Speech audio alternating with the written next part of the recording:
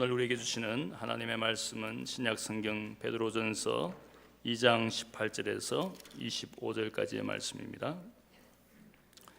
베드로전서 2장 18절에서 25절까지 말씀 제가 받들어 읽겠습니다. 사환들아, 범사에 두려워함으로 주인들에게 순종하되 선하고 관용하는 자들에게만 아니라 또한 까다로운 자들에게도 그리하라.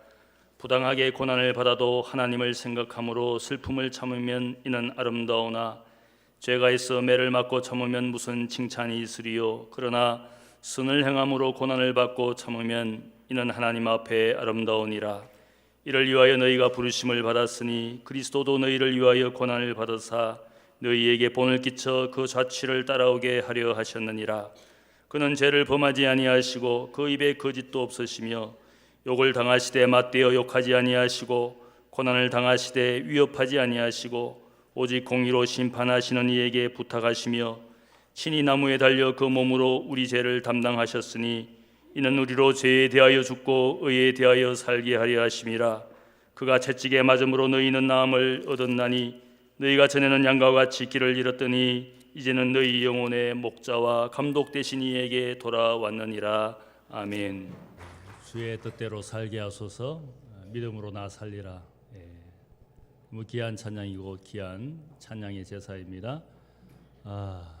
신년 새해가 되면 늘 오중 집사님께서 복 있는 사람 이 찬양을 들려주셨는데 드디어 레퍼토리가 바뀌었습니다.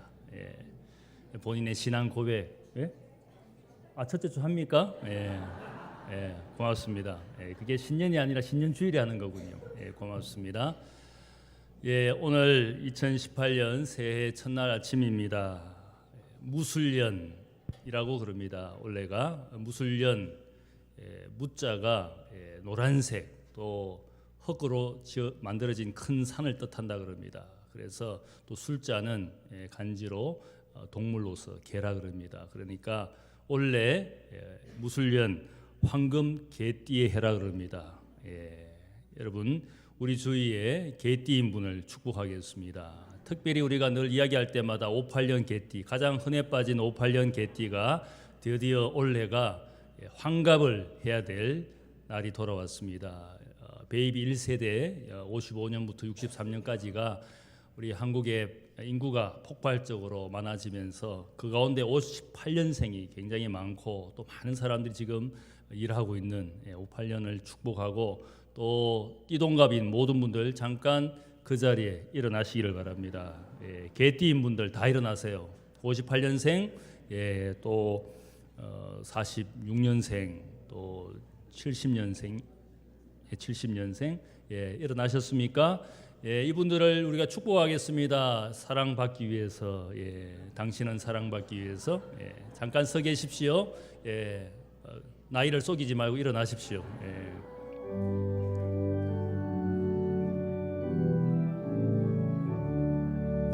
당신은 사랑받기 위해 태어난 사람, 당신의 삶 속에서 그 사랑받고 있지요. 당신은 사랑받기 위해 태어난 사람, 당신의 삶 속에서 그 사랑받고 있지요. 축복의 박수하겠습니다. 축하합니다. 축복합니다. 혹시 환갑 잔치 하시거든 꼭 저를 불러주십시오. 축복합니다. 고맙습니다. 2018년 새해 대학교회의 표어는 베드로전서 2장 20절에 근거해서 하나님 앞에 아름다운 삶을 사는 사람, 아름다운 삶을 사는 그리스도인이라고 정의했습니다. 오늘 말씀을 보면 이것이 하나님 앞에 아름다운 것이다. 이 말씀이 19절과 20절에 두 번 반복되어져 있습니다. 아름답다라고 번역되어진 이 헬라어 단어는 그대로 헬라어에서 보면 카리스, 그레이스, This is grace before God 그렇게 헬라어로 설명을 하고 있습니다. 이 말씀은 우리가 아름다운 삶을 산다는 것은 결국 하나님의 은혜를 세상 가운데 드러내는 것을 말하는 겁니다. 그래서 사도 바울도 은혜가 은혜 되기 위해서 사는 것이 그리스도인의 삶이다. 내게 주어진 하나님의 은혜가 사람들 가운데 은혜 받은 사람인 것처럼 은혜를 드러내는 것이 결국 하나님 앞에 아름다운 인생이라는 것을 말하고 있습니다. 구체적으로 어떤 아름다운 삶을 우리에게 사도 베드로가 말하고 있는지 오늘 베드로전서 말씀을 통하여 같이 나누기를 원합니다. 아름다운 삶이라는 것은 첫째, 사람들에게 영적인 매력을 보여주는 겁니다. 우리가 전도하려면 점점 더 전도의 문이 막혀 있는 것을 보게 됩니다. 교회의 모습이나 기독교인들의 모양들이 사람들에게 실망을 주기 때문에 점점 더 교회가 전도하는 것이 어려워지는 것이 오늘 우리의 모습입니다. 그래서 심지어는 기독교인들 자신들도 교회와 그리스도인들의 모습에 실망을 하고 교회에 더 이상 나오지 않습니다. 그들을 우리가 일명 말하기를 가난한 성도다, 교회에 나가지 않는 안 나가 성도, 가난한 성도라고 부르는, 그래서 또 개톨릭 교인들도 보면 미사를 더 이상 하지 않는 그 교인들을 냉담자 그렇게 부르고 있지 않습니까? 점점 더 사람들이 자신의 공동체에 대해서 실망을 하기 시작했습니다. 안 믿는 사람들은 더욱더 교회와 기독교인들에 대해서 오히려 이 세상에 짐이 되어가고 있는 존재라고 생각을 하기 시작합니다. 이러한 일들은 결국은 우리 자신들 기독교인들이 사람들에게 영적인 매력을 주지 못하기 때문인 것 같습니다. 그래서 오늘 베드로전서의 말씀을 잘 읽어보면 그리스도인이라는 사람들은 사람들에게 호감을 주는 사람, 그리고 우리의 선한 삶을 통하여 그 주위의 이웃들에게 도전을 줄 수 있는 그런 선한 행위를 하는 사람들이 되도록 권면을 합니다. 2장 12절을 보면 너희가 이방인 중에서 행실을 선하게 가져서 너희를 악행한다고 비방하는 자들로 하여금 너희 선한 일을 보고 오시는 날에 하나님께 영광을 돌리게 하라. 우리를 비방하고 우리가 악한 존재라고 말하는 사람들을 침묵시키기 위해서는 말로 우리가 우리 자신들을 변호할 것이 아니라 오히려 그들을 향하여 선한 행위를 함으로 우리의 행실을 보고 그들이 도전을 받고 매력을 느끼고 호감을 느껴서 오히려 하나님을 인정하는 사람들이 되도록 우리가 그렇게 살아야 하는 것을 이야기합니다. 이 베드로전서를 쓸 때에 많은 로마 제국 내의 기독교인들이 지역적으로 박해를 받고 있었습니다. 기독교인들을 둘러싸고 있는 사람들이 기독교인들을 편견으로 그리고 불신의 눈으로 바라보기 시작했습니다. 이 상황에서 사도 베드로는 소아시아에 있는 터키 땅에 있는 기독교인들에게 권면하고 있습니다. 말이 아니라 선한 행실로 선한 이웃이 되고 특별히 권세자들과 제도에 철저하게 순복하는 선한 백성, 선한 시민이 되도록 그들에게 권면합니다. 그래서 2장 17절 이러한 선한 백성, 선한 이웃으로 사는 모양을 한 구절에 이야기합니다. 2장 17절을 보면 모든 사람을 공경하며 형제를 사랑하며 하나님을 두려워하며 왕을 존대하라, 이런 권면을 합니다. 한번 따라하겠습니다. 모든 사람을 공경하며 형제를 사랑하며 하나님을 두려워하며 왕을 존대하라. 우리 기독교인들을 둘러싸고 있는 많은 사람들, 그 대통령 왕으로부터 우리 모든 이웃들에게 사랑받는 사람, 호감을 주는 사람, 매력적인 사람이 되는 그런 사람으로 살아가도록 기독교인들에게 권면하고 있습니다. 신앙은 좋은데 나쁜 이웃으로 사는 것, 그 사람 별로 영적 매력이 없습니다. 세상에서는 좋은 친구들 많이 만들고 이웃과 좋은 동료로 살아가는 사람들이지만 그러나 하나님과 상관없이 산다면 그도 영적인 매력이 없습니다. 세상에 좋은 것 많은 것을 만들었지만 그러나 하나님을 경외하지 않는다면 그의 삶은 사람들에게 영적 도전이나 매력을 주지 못합니다. 좋은 이웃이고 신앙은 좋은데 늘 제도나 권세에 대하여 비방과 정죄를 끝이지 않는 사람이 있습니다. 우리 사회도 보면 늘 불평 원망합니다. 정권이 바뀌어도 또 불평하고 원망하고 어떤 제도와 어떤 법을 만들어도 또 불평하고 원망합니다. 모든 것이 못마땅하고 늘 사람들을 험담하고 그런 사람들이 있습니다. 비판적인 것은 좋지만 불평과 불만만 가득한 비관적인 사람들은 주위 사람들의 마음을 어둡게 만드는 사람입니다. 별로 영적인 매력이 없습니다. 오히려 자신의 주위 사람들을 밝게 하고 긍정적인 영향을 주는 사람, 믿음이 주는 행복을 늘 사람들에게 말하는 사람들은 영적인 매력을 주위에 줄 수 있는 사람입니다. 그래서 오늘 기독교인들은 우리 주위 모든 사람들에게 내 삶의 모양을 통하여 영적 매력, 영적 호감을 줄 수 있는 사람이 되어야 됩니다. 기독교인이라는 말을 들으면서 오히려 눈살을 찌푸리게 한다면 그는 영적 매력을, 세상에서 영적 매력을 잃고 사는 사람들입니다. 사도 바울은 그래서 우리가 그리스도의 향기를 세상에 품어내는 사람이 되어야 된다. 영적 호감을 주는 사람이 되어야 될 것을 말하고 있지 않습니까? 두 번째로 하나님 앞에 아름다운 삶이라는 것은 고난을 참아낼 줄 아는 삶입니다.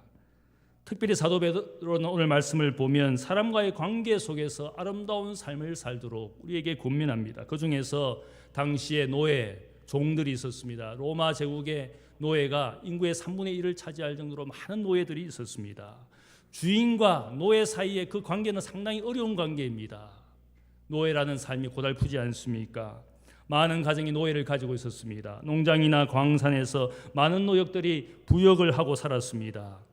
노예를 대하는 가정이나 주인의 태도는 다양하였습니다. 어떤 주인은 종들을 잘 대우해서 집안의 청지기처럼, 심지어는 훈련받은 전문가처럼 인정해주고 싹스를 주기도 하고 그 일에 대한 보상을 주었던 좋은 주인도 있었습니다. 그런데 어떤 노예는 부당한 대우를 받았습니다. 주인이 진짜 자기의 재산처럼, 소유물처럼, 물건처럼 취급하고 함부로 노예를 대하는 그런 주인들도 있었습니다. 이들 노예의 공통점이 무엇이겠습니까? 자신의 의지와 뜻과 상관없이 주인에게 예속되어진 사람들이 노예였습니다. 어떤 주인을 만나느냐에 따라서 이 노예의 삶의 모양이 달라졌습니다. 그런데 오늘 말씀은 베드로는 크리스찬 노예, 종들은 선하고 관용적인 주인에게뿐만 아니라 그를 까다롭게 대하는, 힘들게 하는 주인에게도 부당한 대우와 고난에도 불구하고 더욱 그를 사랑하고 순복하도록 권면합니다. 부당한 대우와 죄 없는 고난을 받으면서도 더욱 선을 행하는 종이라면 그것이 하나님 앞에 아름다운 것이다. 오늘 말씀을 보면 그것이 하나님 앞에 아름다운 것이다. 자기를 힘들게 하고 고난과 고충을 주는 그런 노인, 까다로운 주인이라 할지라도 종이 그를 섬기되 정성을 다하여 충성하면 그 주인이 종에 대하여 생각할 때 이 종은 진짜 신실한 종이구나. 그러한 삶을 사는 것이 하나님 앞에 아름답고 칭찬받을 만한 것이라고 베드로가 말하고 있습니다. 기독교는 노예 제도를 용인하지도 않았지만 노예 제도를 금지하는 가르침도 성경에 나오지 않습니다. 그런데 중요한 것이 있습니다. 기독교의 복음은 결국 노예 제도를 해체하게 만드는 큰 역할을 했습니다. 또한 기독교의 복음은 로마 제국에서 금투사 경기를 폐지하는 데 결정적인 역할을 했던 것이 기독교였습니다. 고난과 시련 가운데서도 주인을 진심으로 섬겼기 때문에 자신의 믿음의 주 예수 그리스도를 섬기는 것처럼 자신을 학대하는 그 주인을 진심으로 섬겼을 때 결국은 주인들이 양심의 가책을 받고 로마 제국에서 노예 제도가 결국은 기독교의 복음 때문에 노예 제도가 결국 없어지게 되었습니다. 원행 경기장에서 기독교인들을 끌고 나와서 금투사와 짐승의 먹이가 되게 했습니다. 그것을 바라보는 모든 관중들은 그것을 마치 오락게임처럼 환호하고 즐거워했습니다. 놀라운 것은 금투사의 칼에 죽으면서 짐승의 밥이 되면서도 기독교인들이 그 자리에서 자기를 죽이고 자기를 박해하는 그 사람들을 위하여 기도하였습니다. 축복했습니다. 죽음의 자리에서도 하나님 앞에 감사하며 찬양했습니다. 그것을 지켜보는 그 원행 경기장에 수천 명의 로마의 관중들이 충격을 받았습니다. 어떻게 기독교인들이 자기를 박해하고 억울하게 죽을지도 모르는 저 자리에서 자신들을 위하여 기도하고 오히려 하나님 앞에 감사하며 찬양하며 죽는 모습을 보고 로마의 관중들이 충격을 받았습니다. 어떻게 저런 사람들이 세상에 존재할 수 있는 것인가? 결국은 기독교 때문에 원행 경기장에서 이루어졌던 모든 오락게임들, 금투사 경기와 짐승의 밥이 되게 하는 그 모든 일들이 다 거쳐지게 되었습니다. 스스로 악을 깨닫고 기독교인들의 선한 모습을 보면서 로마인들이 결국은 축복을 받고 자신의 악을 거치는 그런 일들이 일어났습니다. 박해자를 축복하고 고난 가운데서도 기쁨으로 참아내는 그 삶이 하나님 앞에 아름다운 것이기 때문에 사람들에게 도전을 주었습니다. 선으로 악을 이기게 하는 역사가 거기에 나타나게 되었습니다. 어떤 사람이 비행기가 정시에 떠나지 않는다고 출발이 지연된다고 항의를 하다가 드디어는 비행기 안에 있는 여성문에게 찾아가서 불만을 표시하고 드디어는 분노하기 시작하고 그 여성문에게 욕을 하기 시작했습니다. 폭언을 퍼부었습니다. 인신공격을 했습니다. 그럼에도 불구하고 이 여성문은 그 승객에게 미소를 잃지 않고 마지막까지 친절하게 그 승객을 대하였습니다. 나중에 비행기가 출발하게 되었을 때 이 승객은 자신이 폭언을 퍼부었던 여성문에게 사과하면서 그가 자신을 그렇게 친절하게 마지막까지 대하는 모습에 도전을 받고는 그 성문에게 사과하면서 말합니다. 당신 같은 사람 내가 처음 보았습니다. 내가 당신의 항공사 본사에 편지를 써서 당신이 이러한 사람이다, 얼마나 훌륭한 승무원인지 내가 칭찬의 편지를 쓰고 싶다고 그렇게 여성문에게 말했습니다. 이 승객에게 그 여성문이 말합니다. 괜찮습니다. 손님, 저는 아메리칸 에어라인을 위해서 일하지 않고 나의 주님 예수 그리스도를 위하여 일하는 것입니다. 그녀가 그 승객의 폭행과 폭언에도 불구하고 참아내고 친절을 다한 것은 바로 주님을 섬기는 마음을 가지고 있었기 때문에 그 고난과 그 말도 안 되는 그 일들 속에서도 참아내며 오히려 기쁨과 감사로 친절로 대하는 것은 그가 예수를 믿는 여인이었기 때문에 그 모든 것들을 견뎌낼 수 있습니다. 손님이 그 모습을 보고 오히려 도전을 받고 미안해하고 그녀를 칭찬해주고, 그리스도인들은 우리가 섬기는 사람들을 주님처럼 생각하여 섬기라고 사도 바울도 우리에게 권면합니다.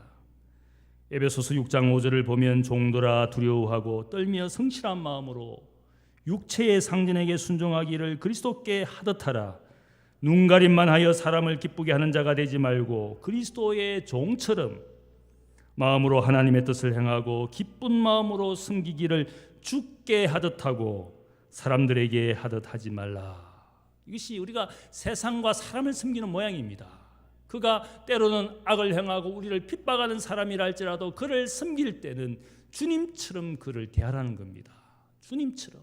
우리가 주님을 섬길 때 얼마나 기쁜 마음으로 하겠습니까? 때로는 어려움이 있고 고난이 있더라도 주님을 섬기는 일이기 때문에 주님께 한다면 우리가 기쁨과 감사로 할 겁니다. 마찬가지로 세상의 어떤 인간관계 속에서도 우리가 사람을 대할 때 그를 주님 안에서 형제로 여겨야 되고 주님 안에서 마치 주님처럼 섬기도록 사도 바울도 우리에게 권면합니다. 우리가 잘 아는 빌레몬서를 보면 거기에 빌레몬이라는 노예 주인이 있었습니다. 그 밑에 예속되어진 노예 오네시모가 있었습니다. 주인의 학대를 견디다 못해서 아마 이 오네시모가 주인 빌레몬을 도망쳐서 멀리로 갔다가 감옥에 갇혀있는 바울을 우연히 만나게 되었습니다. 바울의 복음을 듣고 그가 회개하고 그리스도인이 되었습니다.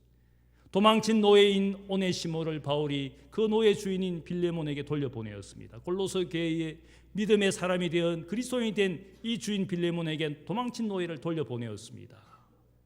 오네시모를 돌려보내면서 그에게 편지를 빌레몬에게 썼습니다. 노예 주인이었던 빌레몬에게 편지를 써서 말하기를 이후로는 이 오네시모를 종과 같이 대하지 아니하고 종 이상으로 사랑받는 형제로 그를 대하라. 노예는, 종은 주인을 주님처럼 섬기고 주인은, 보스는 그 아래 사람들을 함부로 대하지 말고 그리스도 안에서 한 형제 한 가족처럼 대하도록, 이것이 기독교의 복음이었습니다. 노예 제도를 없이 하라고 말하는 것이 아니라 오히려 그 제도 가운데서 우리의 모든 관계 속에서 주님을 대하듯 한 이웃과 형제를 대하듯 우리의 관계 속에서 복음이 만들어낸 아름다운 삶이라는 것은 그런 삶을 만들어내야 된다는 겁니다. 세상 직업 일터는 다 그런 거니까 내가 기독교인으로서 사는 것은 그냥 교회에서 사는 것이지 내 일터에서 내 직장에서 내 마음대로 세상 사람들이 하는 모양처럼 하는 것이 아닙니다. 제가 가끔씩 보면 학교의 직원이나 혹은 학교의 누군가가 보면 기독교인인데 보면 사람들에게 그 여러 동료들에게 오히려 누구보다 악하게 대하고 원리 원칙을 지킨다고 말하면서 그 마음에 어떤 복음의 사람으로 숨기는 모습이 보이지 않습니다. 직장은 직장, 교회는 교회. 저는 그렇게 생각하지 않습니다. 세상 사람들은 그렇게 직장에서 일할지 모르지만 우리는 관계가 중요합니다. 그가 상처받지 않도록 내 아래 사람이지만 상처받지 않도록 형제처럼 이웃처럼 대하는 것이, 그것이 아름다운 삶인 것입니다. 일 잘하는 것이 중요한 것이 아니라 하나님 앞에 있을 때 우리가 아름다운 인생을 살았음을 보여주어야 되는 겁니다. 우리의 일터에서, 우리의 직장에서 종처럼 대하지 않고 형제처럼 그냥 적당하게 주인을 섬기는 것이 아니라 그 주인을 예수 그리스도처럼 마음을 다하여 섬기도록, 그것이 아름다운 삶이라는 것을 베드로가 우리에게 말하고 있습니다. 세 번째로 아름다운 삶이라는 것은 여기에 보면 주님의 발자취를 따라가는 것을 아름다운 삶이라고 말하고 있습니다. 21절을 보면 하나님 앞에 아름다운 삶을 위하여 너희가 부르심을 받았으니 그리스도도 너희를 위하여 고난을 받아사 너희에게 본을 끼쳐 그 자취를 따라오게 하려 하셨느니라. 여기에 보면 예수님의 발자취를 따라가는 것이 그리스도인의 삶의 모델과 본이 되어야 될 것을 이야기합니다. 예수님의 삶이 어떠합니까? 여러분이 예수님의 말씀을 통하여, 예수님의 그 행적을 통하여 보면 철저하게 그분은 고난받는 인자였습니다. 고난받는 메시아였습니다. 자기가 거기에 가는 예루살렘의 고난과 죽음이 있는 줄을 아셨지만 그 고난의 길을 스스로 순종하여 가신 분이 우리 주님이었습니다. 그 길을 가는 것이 하나님의 뜻을 이루어가는 것임을 알고 순종하여 고난의 길을 가신 것이 우리 주님의 발자취였습니다. 주님의 고난의 발자취를 따라가는 것이 그리스도인의 삶의 길이 되어야 될 것을, 그것이 아름다운 인생이라고 말하고 있습니다. 우리가 잘 아는 디트리 본헤프 목사님은 말하기를, 그리스도가 우리를 부르실 때에 그분은 우리가 와서 죽기를 명하신 것이다. 우리가 주님을 따르는 제자가 되기로 지원한 것은 고난받기로 지원한 것이다. 예수 믿고 예수님의 제자가 되고 그리스도인이 되었다라는 그 말씀은 우리가 주님과 함께 고난받는 것을 지원한 것이다. 그렇게 이야기하고 있습니다. 고난을 피하는 것이 아니라 고난을 우리가 받아들이고 감내하는 그것이 바로 그리스도의 삶, 주님의 발자취를 따라가는 그리스도인의 길이라는 것을 알려주고 있습니다. 사도 바울은 디모데후서 3장 5절을 보면 무릇 그리스도 예수 안에서 경건하게 살고자 하는 사람은 핍박을 받을 것이다. 복음과 함께 고난받는 삶이 그리스도인의 길이라는 사실을, 고난은 우리와 상관없는 삶이 아니라 기독교인이라는 것은 세상에서 핍박과 고난을 경험하는 것이 결국 그리스도인의 길이라는 사실을 알려주고 있습니다. 누군가가 C.S. 루이스 교수님에게 물었습니다. 왜 의인들이 고난을 받아야 됩니까? 왜 의인들이 고난을 받아야 됩니까? 그렇게 질문했을 때 루이스 교수가 대답을 합니다. Why not? 의인들만이 고난을 받아들일 수 있기 때문입니다. 고난을 이해하지 못하고 받아들일 수 없는 사람은 원망과 불평과 분노할 수밖에 없습니다. 고난을 이해할 수 없습니다. 그래서 거부하고 부정하고 드디어 항변하고 스트라이크를 일으킵니다. 이것은 내가 받아들여야 될 고난도 고통도 가난도 아니라고 생각을 하면 분노하고 들고 일어날 겁니다. 어쩌면 무장봉기까지 할지 모르겠습니다. 나에게 고난을 주고 나의 것을 착취하는 사람들을 내가 제거해야 되겠다. 그것이 공산주의 혁명 아닙니까? 받아들일 수 없다는 겁니다. 그러나 의인만이 고난을 받아들일 수 있다는 뜻입니다. 내게 주신 고난 감사하며 받아들일 수 있는 것은 의인들이기 때문에 의인들에게 고난이 있는 것이라고 말하고 있습니다. 예수님은 고난의 삶을 사시면서 영광을 받으셨기 때문에 우리가 예수님의 삶에 대하여 많은 사람들이 아름다운 예수, 존귀하신 예수, 고귀하신 예수, 기독교인들뿐만 아니라 많은 세상의 사람들도 예수의 삶의 모습을 보고 저분 같은 삶을 존경하고 고귀하게 생각하고 예수를 성인이라 부르지 않습니까? 고귀한 삶을 사신, 아름다운 삶을 사신 주님이라는 사실들을 모두가 인정하고 있습니다. 고난 가운데서 삶이 아름다워집니다. 어떤 분이 그런 말을 합니다. 척박한 땅에서, 물이 없는 땅에서 자라나는 장미일수록 그 향기가 가장 짙다고 그럽니다. 물이 없고 식물이 살아가기 어려운 땅에서 자라나고 있는 그 식물의 향기가 짙다는 겁니다. 우리가 고난 가운데서 우리가 선한 삶을 살수록 하나님 앞에, 세상 앞에서 아름다운 삶으로 인정받을 수 있다는 겁니다. 그런데 그리스도인들은 어떠합니까? 어느 순간 아름다운 삶을 사는 것이 아니라 추한 삶을 살기 때문에 사람들로부터 지탄받는 것이지 않겠습니까? 왜 그러합니까? 어느 순간 예수님의 길을 가지 않는 기독교인이 되었습니다. 예수님의 발자취를 따라가지 않는 교회가 되었습니다. 그래서 사람들이 지탄합니다. 추한 교회, 추한 기독교인이라고 욕할 수밖에 없습니다. 왜냐하면 우리가 예수님의 발자취를 따라가지 않으니까 당연 그렇게 소리를 들을 수밖에 없습니다. 25절 말씀을 보면 너희가 전에는 양과 같이 길을 잃었더니 이제는 너희 영혼의 목자와 감독 되신 이에게 돌아왔느니라. 이 말씀은 우리가 인생의 길을 잃은 양과 같은 존재라는 겁니다. 어느 순간부터 인생의 참된 이유도 참된 목적도 없이 사람들이 가는 그 길을 가고 있습니다. 넓은 길인데 결국은 주님 말씀이 무엇입니까? 넓은 길이고 다니기 좋은 길일지는 모르지만 그 마지막은 멸망에 이르는 길이고, 좁은 길이지만 어려운 길이지만 고난이 있는 길이지만 그 길을 가다 보면 마지막에는 영생에 이르는 문이 나타날 것이다. 주님께서도 말씀해 주셨습니다.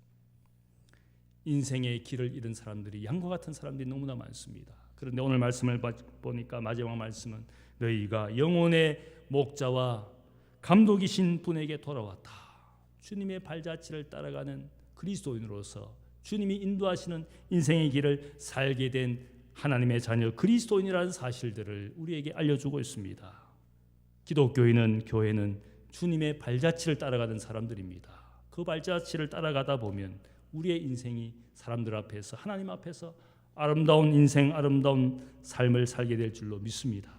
어떻게 아름답게 살 수 있습니까? 주님의 발자취를 따라가다 보면 하나님 앞에 아름다운 삶으로 인정받을 겁니다. 사람들에게 영적인 매력을 주게 될 겁니다. 그것이 복음을 전하는 방법입니다. 말로 전하는 것이 아니라 아름다운 삶을 삶으로 사람들에게 영적인 도전을 주고 호감을 주고 매력을 줄 때에 복음의 문이 열려질 줄로 믿습니다.